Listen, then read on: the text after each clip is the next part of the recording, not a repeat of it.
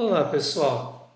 O método científico vai ser apresentado em algumas etapas nessa disciplina e além do método científico, também vou tentar trazer um pouquinho de conteúdo que possibilite a autonomia de cada um de nós estudando, pesquisando e desenvolvendo os nossos trabalhos. Eu sou o professor Carlos e parte desse material, quem me ajudou foi a professora Érica, também aqui do Instituto Federal, campus Itapetininga. Para iniciar, vamos trazer aqui uma imagem de René Descartes, em que ele fala: não é suficiente ter uma boa mente, o principal é sabê-la, é usá-la bem.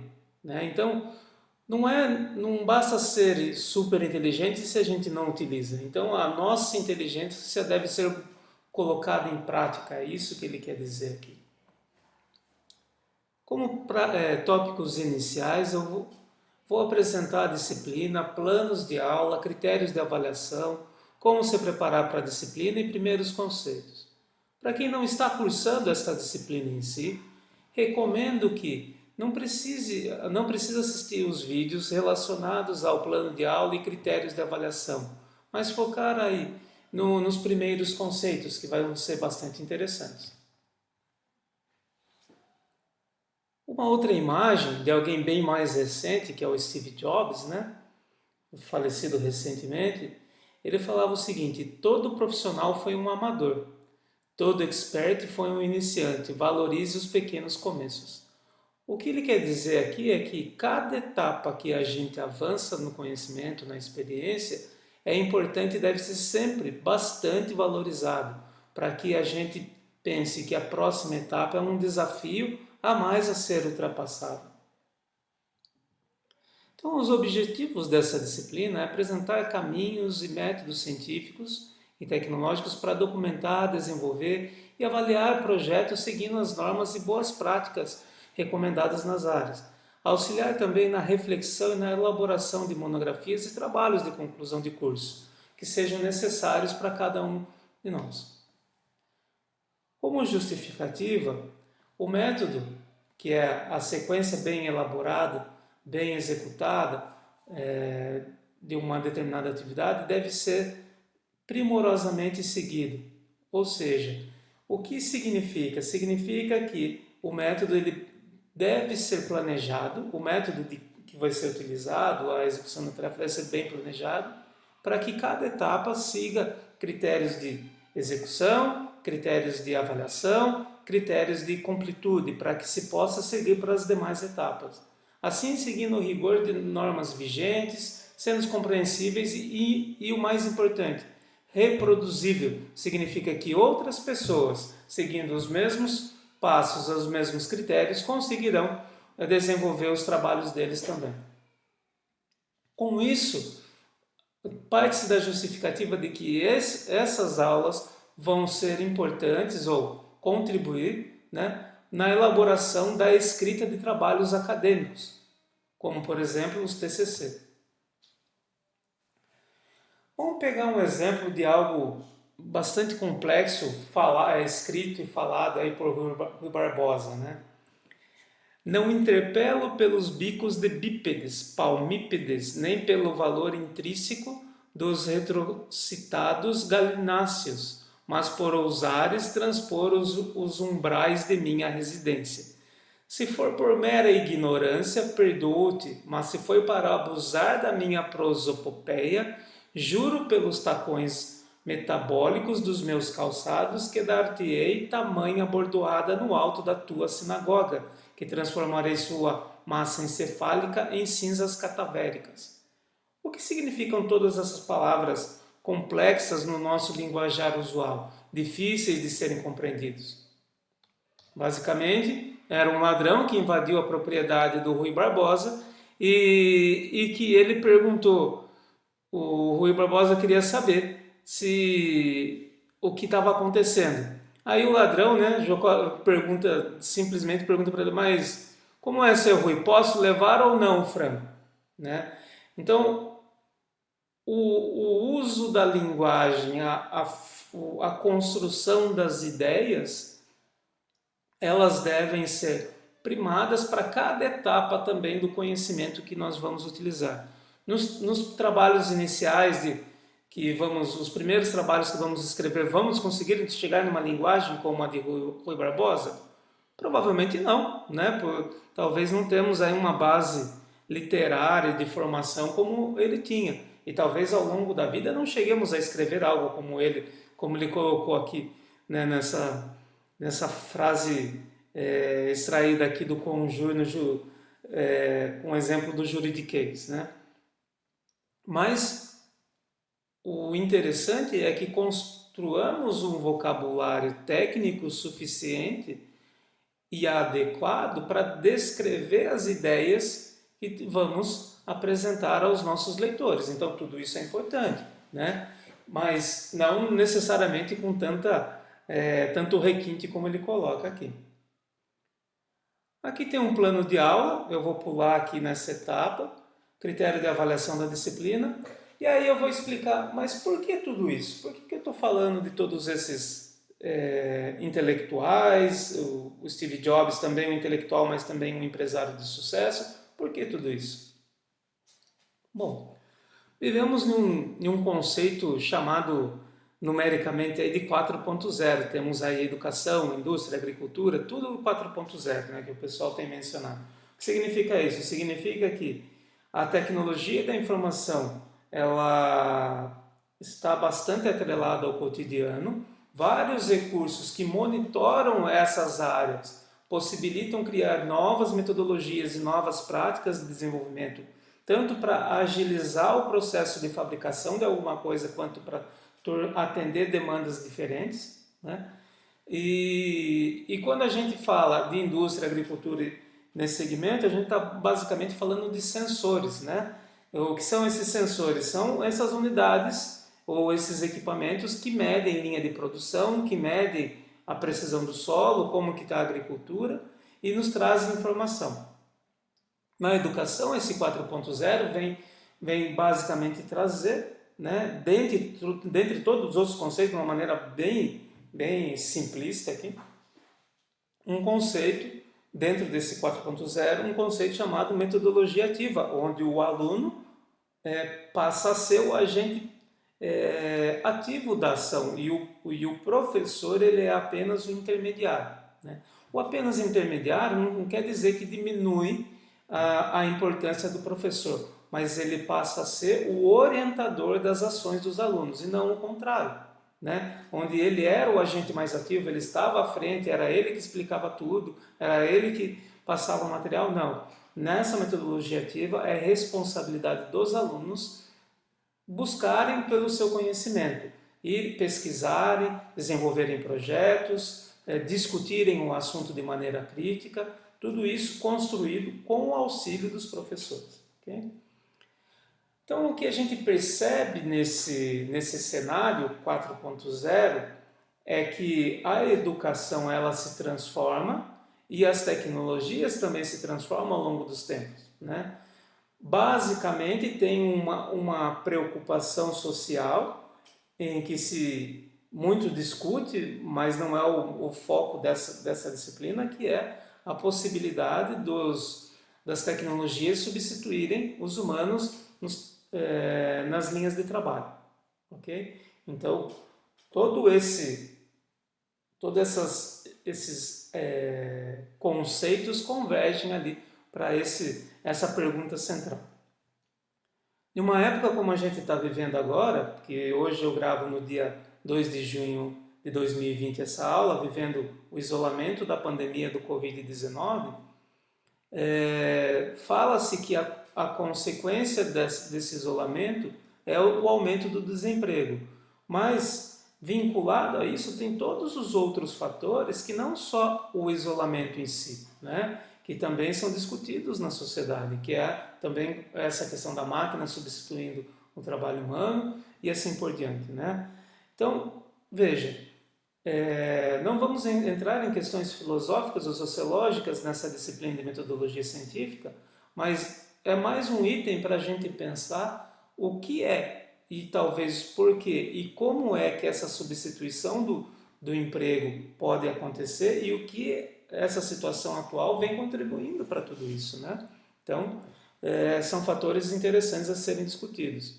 E por fim, quando a gente discute essas relações de educação, trabalho e tudo, surgem também os conceitos de redes sociais e mundo virtual.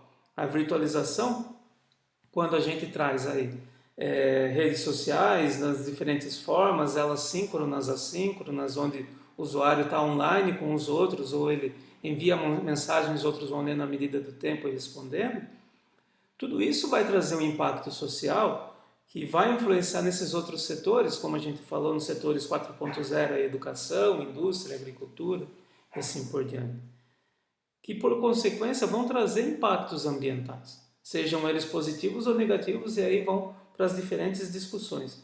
Veja, são inúmeros conceitos e situações que precisam que nós tenhamos um mínimo de ciência, pelo menos, para que possamos discutir aí no nosso contexto, no nosso dia a dia, mas de uma perspectiva científica, não basicamente do achismo.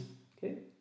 Então, como se chega a essas tecnologias e técnicas? Como que a gente consegue convergir, compreender essas coisas? Existe basicamente aí um passo a passo, né, extraído aqui do Storyboard LED, que é essa imagem, como que a gente pode seguir algumas etapas para se aprender algumas coisas. Primeiro, fazer observações. Eu fico observando o que está acontecendo. Eu olho o que acontece em casa, o que acontece na rua, o que acontece em determinados lugares, eu leio notícias, né? A etapa seguinte é chamada pesquisa. O que significa a pesquisa em si? Significa eu me aprofundar em determinado contexto, em determinado conteúdo. Quando eu começo a ter um interesse em me aprofundar em determinado conteúdo, eu devo elaborar perguntas que depois eu vou tentar respondê-las.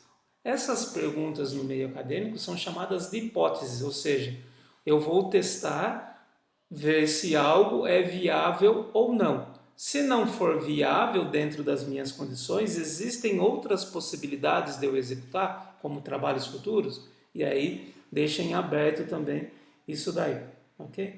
Para tentar analisar as hipóteses, eu preciso coletar os dados, né? Então, a coleta de dados que está aqui é bastante importante, porque eu vou pesquisar, eu vou estudar profundamente, mas eu preciso ter dados, ou seja, eu reunir dados que subsidiem a minha análise, que é o que está aqui embaixo. E como que eu realizo essas coletas de dados? Existem diferentes formas de coleta de dados, existem diferentes tipos de dados, e para cada uma dessas análises é importante a gente ter consciência de como é que nós vamos coletá-las, para que elas servem e principalmente como é que vamos analisá-las, para que depois a gente possa desenhar as conclusões interpretando esses dados. Okay? Isso faz com que a gente tenha etapas bem definidas e que posteriormente a gente possa compartilhar os resultados com outros cientistas. Esses compartilhamentos usualmente ocorrem por meio de artigos científicos, né? Sejam resumos expandidos, artigos completos em eventos ou periódicos, ok? Mas eles devem ser devidamente escritos para que outros cientistas possam repetir esses experimentos, ou seja, esse ciclo ele tem que ser retroalimentado. Então, um artigo científico, aquilo que a gente lê na literatura, ele deve ser a consequência de um trabalho metodologicamente elaborado e que tenha resultado que vale a pena ser publicado. Okay?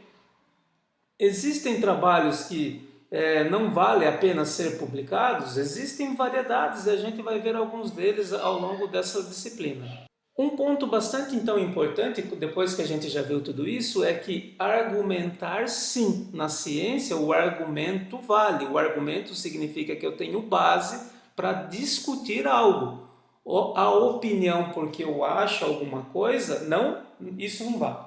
Né? Porque, eu acho isso, o achismo, o também chamado senso comum, não está enquadrado na ciência, porque senão não seria consciência, não seria científico. Para se ter uma ideia, o que significa essa imagem, né? O que é isso? É uma imagem já bem antiga. Vamos ver o que significa. Ela é um projeto desse camarada aqui, quase nada conhecido, chamado Leonardo da Vinci, lá no século XVI, em que ele projetou uma máquina de voar, né? Que depois é uma das precursoras aí da asa delta e de alguns modelos de asa de avião e tudo mais, em que ele tinha um ser humano aqui que ia chacoalhando essa asa para levantar um certo voo, né? Eu não sei, não cheguei a estudar, verificar se ele chegou, na época, criar um protótipo e chegar a tentar voar mesmo, né? E qual o resultado disso. Mas aqui está em um dos projetos dele, né? E o interessante é que para o Leonardo da Vinci projetar essa asa, ele já tinha dissecado várias aves, né? Então observa aqui que tem um formato de asas de aves, né? De diferentes aves, inclusive como se fossem um esqueleto, né? Parte do esqueleto das aves, ok? E ao centro não é aleatório que ele coloca o ser humano ao centro, mas sim como sendo o corpo, né? O corpo principal ali de uma ave, né? Então é bastante interessante isso daqui, esse exemplo do Leonardo da Vinci, porque a gente está falando de um cientista, de um artista, de um escritor que revolucionou várias linhas do que a gente tem hoje de ciência, né? Inclusive do que ao longo de tempos depois foi chamado de revolução científica, né? Alguns o enquadram como um dos pilares da revolução científica, por ele ter criado métodos de estudo bastante apurados e principalmente critérios descritivos bastante interessantes que são reproduzíveis depois.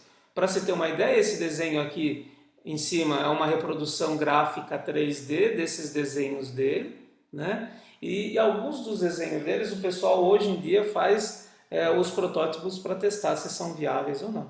Então veja, ele elaborou um critério científico para desenvolver os seus experimentos. E o curioso, o Leonardo da Vinci não tinha uma instrução de graduação, pós-graduação, nem nada disso, né?